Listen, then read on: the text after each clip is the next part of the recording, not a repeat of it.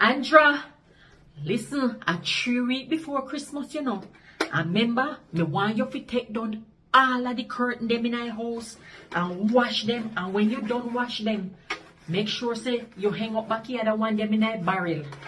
And after you done that, go in a cabinet and take out all like crockery them. And make sure when you take them out, take your time, cause you don't want no chip and no crack on them. And when you're done, make sure say you dry them off one by one and put them back in and put them in the same place where you get them. And the last thing me want you do, you hear me? Make sure you take a little paint with your little whitewash then a little tin and go around the front and whitewash the gate. Make sure say all I rust them cover. And if all I stone them outside the house, whitewash them there too. You hear me?